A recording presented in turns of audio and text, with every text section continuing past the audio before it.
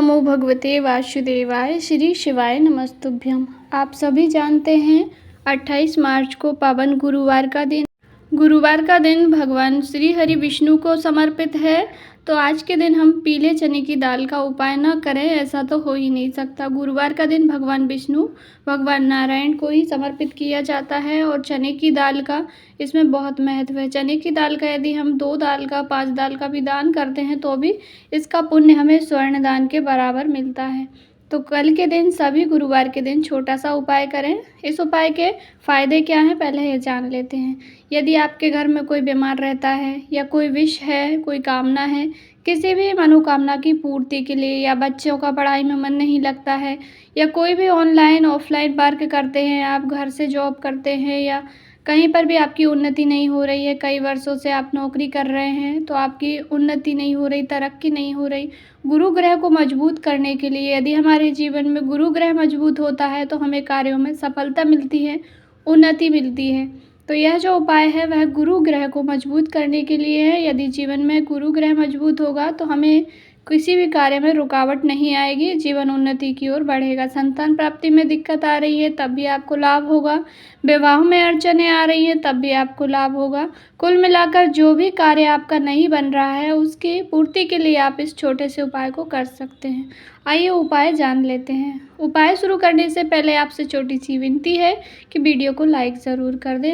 Comment box में श्री हरि भगवान का नाम या तो हर हर महादेव या ओम नमो भगवते वासुदेव अवश्य ही टाइप करें।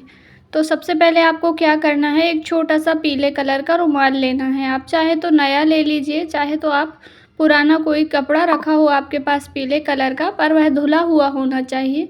या तो आप छोटा सा पीला हथेली के बराबर का पीला कपड़ा ले लीजिए, आपके पास पीस वगैरह रखी हो उसमें से भी आप काट के ले सकते हैं। छोटा सा पीला कपड़ा ले लिया। उसके बाद आपको थोड़ी सी चने की दाल रखनी है, उसमें संख्या में गिन के नहीं रखनी है, आप 1 मुट्ठी भी रख सकते हैं, थोड़ी सी भी रख सकते हैं। उसके बाद आपको क्या करना है, उसी पोटली में अर्थात जो आपने पीला रुमाल लिया है उसके ऊपर थोड़ी सी चने की दाल रख दी है। उसके ऊपर आपको रखनी है 2 सुपारी, जो गोल सुपारी आती है पूजन वाली वह रखनी है आपको। रखने के पश्चात आपको एक सिक्का रखना है, आप 1 रुपये का 2 रुपये का सिक्का रख सकते हैं। उसके बाद एक तुलसी पत्र आपको उसी में रखना है। तुलसी पत्र के बिना तो भगवान विष्णु भोग समर्पित नहीं किया जाता है। भगवान विष्णु आप कितना भी भोग लगा दो, यदि उसमें तुलसी पत्र नहीं होगा तो भगवान नारायण उसको स्वीकार नहीं करते हैं। तो तुलसी पत्र आप अवश्य ही रखें।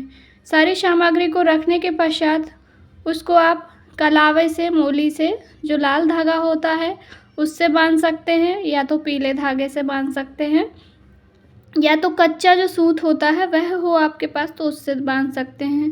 पर इसमें कलावा सबसे श्रेष्ठ है, जो लाल धागा होता है हाथों में बांधने वाला, उससे आप उस पोटली को बांध दीजिए, लपेट दीजिए, या तो आप गठान भी बांध सकते हैं उसकी।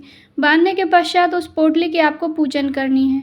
हल्दी, कुमकुम, चावल चढ़ा करके आप उसकी पूजन कर लीजिए। पूजन करने के पश्चात उस पोटली को आप किसी भी भगवान नारायण के स्वरूप का मंदिर अर्थात लड्डू गोपाल भगवान का मंदिर हो, आपके उधर राधे कृष्ण जी का मंदिर हो, भगवान श्री रामचंद्र जी का मंदिर हो, या भगवान नारायण श्री हरि भगवान विष्णु का, जो भी भगवान विष्णु के स्वरूप का मंदिर हो, आपको उस मंदिर में इस पोटली को रख के आ जाना है। या तो आप पुजारी जी को भी दे सकते हैं, अन्यथा आप वहीं पर रख के आ जाइए, अपनी कामना कह दीजिए, नाम गोत्र कह दीजिए।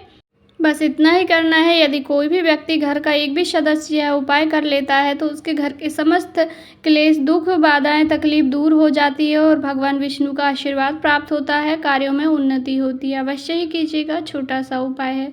आइए जान लेते हैं गुरुवार का दूसरा उपाय।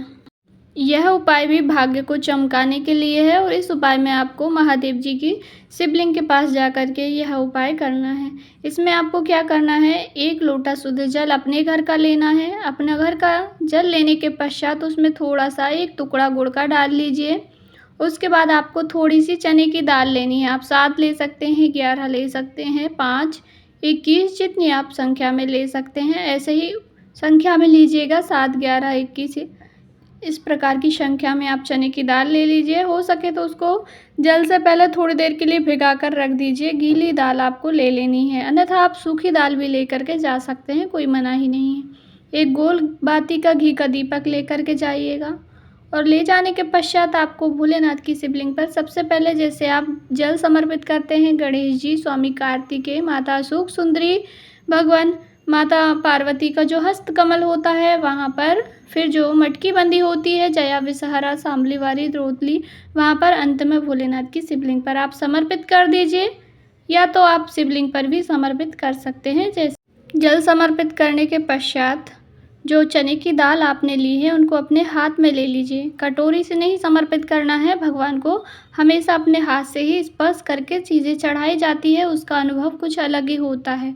तो आप चने की दाल को अपने सीधे हाथ की हथेली में रख लीजिए। उसके पश्चात आप श्री हरिहर महादेव या श्री शिवाय नमस्तुभ्यम, नमः शिवाय ओम या ओम नमः शिवाय, जो मंत्र आप बोलते हैं, जो मंत्र आपके जुबान पे आ जाए उसी मंत्र का स्मरण करते हुए भोलेनाथ की शिवलिंग पर समर्पित कर दीजिए। गुरुजी कहते हैं कि हम कुछ नहीं करते हैं, बाबा ही कराते हैं। यदि बाबा चाहेंगे तो आपके मुख से श्री शिवाय नमस्तुभ्यम निकलेगा, बाबा चाहेंगे तो नमः शिवाय निकलेगा। जो भी करते हैं भगवान भोलेनाथ ही करते हैं, हम हमारी मर्जी से कुछ भी नहीं कर सकते हैं।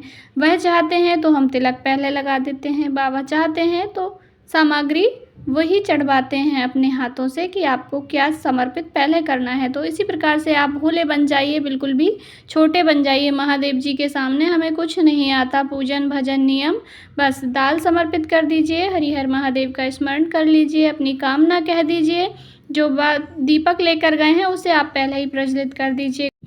उसके पश्चात संपूर्ण आप पूजन सामग्री जो भी लेकर के गए हैं समर्पित करने के लिए वह सब समर्पित कर दीजिए, अपनी कामना कह दीजिए, भोलेनाथ जी से प्रार्थना कर लीजिए। आपके जीवन में जो भी परेशानियां हैं उसका विवरण ज़रूर कीजिएगा। गुरुजी कहते हैं हम पिता से अपनी बात कहने के लिए जाते हैं और पिता से कुछ भी बात कहने में हमें झिझक नहीं होनी चाहिए, कहेंगे तभी तो बाबा पूरी करेंगे, इसलिए आप प्रार्थना ज़रूर करें। जानकारी अच्छी लगी हो तो वीडियो को लाइक ज़रूर करें, चैनल पर नए हैं तो सब्सक्राइब करें, कमेंट बॉक्स में श्री शिवाय नमस्तुभ्यम ओम नमो भगवते वासुदेवाय अवश्य टाइप करें। श्री शिवाय।